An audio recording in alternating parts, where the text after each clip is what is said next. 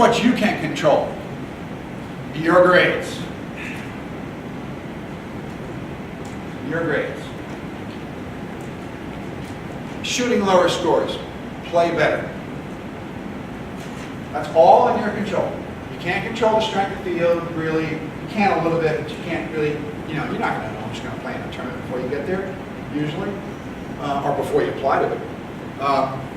So, the biggest thing is you can shoot low numbers. I mean, that's, the junior golf scoreboard is based on scoring, and that's one of the reasons coaches built it that way, is because that's what coaches want. So play better. Your conduct and behavior at tournaments is totally under your control. How you handle stuff, how you dress, how you warm up, how you get started in your round, how you bounce back after a bit. If you have coaches following you at a tournament or following somebody else in your threesome or foursome, hopefully threesome, and you have a bad hole, when you bounce back with a birdie on the next hole, or you bounce back with 3 or 4 pars in a row after a double bogey, trust me, coaches notice that. Some coaches really say, hey, I'm watching this kid, I hope he has a bad hole because I want to see what he does next. They're not wishing you ill will. They just want to see what your temperament is and how you handle yourself. You bang your club with your bag, you walk down the next fairway with your head hanging down. They want to see polished, as I call them, coat and tie kids or dress ladies that will represent their school professionally. So how you conduct yourself at a tournament and how you conduct yourself on a phone or how you present yourself with a resume, it all matters.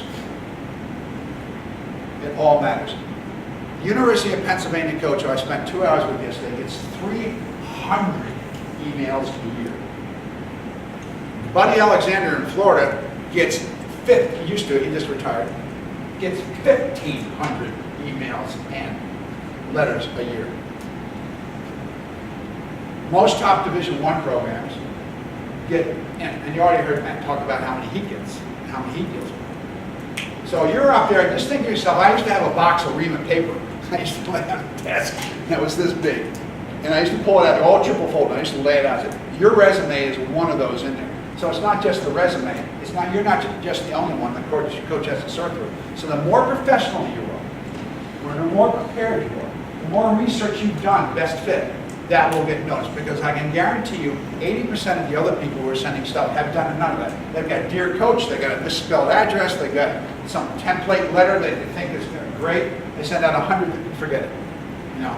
You're going to distinguish yourself above that. So you need to be your conduct and behavior at tournaments, and I would add to that your conduct and behavior in general. It's real important. Promoting yourself, and that's where the resume is going. That's where every golfer who wants to play competitive, who wants to play golf in college, needs a golf and academic resume. And here goes the commercial. We do them on the Junior Golf Scoreboard. And the Junior Golf Scoreboard, in the sense that our resume is designed by college coaches, and the advantage of putting it on the Junior Golf Scoreboard is, one, it will print out a PDF for you if you want to mail it into somebody or attach it to an email, so that's taken care of. You don't have to fuss around with Microsoft Word and build your own. You have a sample of it in your packet, which is draft. The only thing that's missing on there is that we didn't put a picture on that sample. Like, you can't put a picture on it. And we're always revising it. And the most important thing is, two most important things is, number one, it stays up to date automatically because you post your scores to it. And by the way, you post all your scores. Don't hide your bad scores. All cards on the table. All cards on the table. Don't hide your bad scores, because if you send a resume that has only your good scores, and they go to the Junior Golf Scoreboard and they see your bad scores, you're not the right impression. So you want to put all your, it automatically keeps it up to date. And most importantly, it highlights your name in green on the rankings, and it highlights your name in green on the results. So the coach can click on your resume and see immediately how to contact you, because you want to make it easy for a coach. And that's what I'm talking about next. Yes, it matters. Don't make it hard for the coach to find you. I've had coaches tell me numerous times I had to make 4 phone calls, 5 phone calls, 3 phone calls to get their contact information. Yes, emphasizing you're a fit matters. Yes, coaches do get a great many emails and letters. Yes, a golf and academic resume is important, but it needs to be done properly. Yes, follow-up matters. Personal phone call from the player, not the parent. If you're a little phone shy, call them at night. Coach, I sent you my resume. I hope you had a chance to review it. If you call and get the coach live, be prepared to answer questions. And be prepared to answer a couple of questions. So yes, follow-up matters. Just sending a resume doesn't do it. You've got to follow up. You've got to follow up. Now the coach may go blah, blah, blah, blah on the phone a little bit because he hasn't read the resume yet. But, you know, give him 10 days. And usually it's this, in the bigger programs, it's an assistant coach that does that. But follow-up matters. So it's all about presenting yourself professionally. Mom and Dad, we love you, you're wonderful, but the coach is not recruiting you. Okay?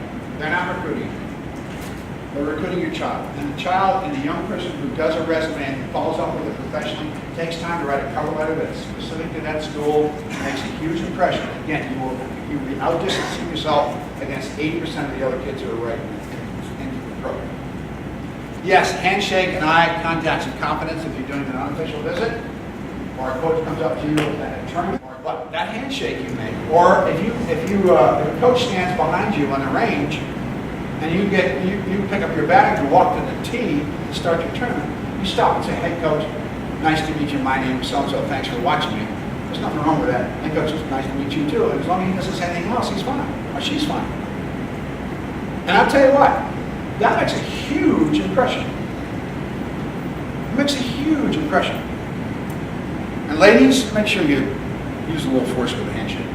Okay? And guys too. No fish handshakes. Yes, actions versus words. Okay, course conduct. I don't know what happened to us with that. That's there. All right.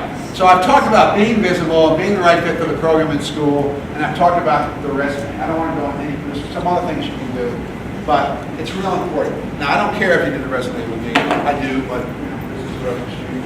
I'll be honest. But I think we have some advantages for doing it. But you need to do that. I mean, the world has moved. Christopher didn't do a resume. Well, that was a long time ago. He was 35th ranked player in the country on the old Gottlieb point system, so he got more than enough interest. But the times have changed. Another little tip. Emails are great. Snail mail works too. You know, everybody's using email, so all of a sudden the letter arrives on the coach's desk with your resume attached to it. You might get a little bit more attention as a result of that. So don't worry, you know, snail mail works too. Let me just make a couple other comments and I'll take some questions. I think this game is tremendous. I think junior golf is one of the unique sports that you all can play. And the reason is that it is a game of honesty, integrity, and discipline. You're on the course, enforcing the rules on yourself, being honest, and it is a statement to your character that you're playing the game. So don't anybody ever put you down because you're playing golf.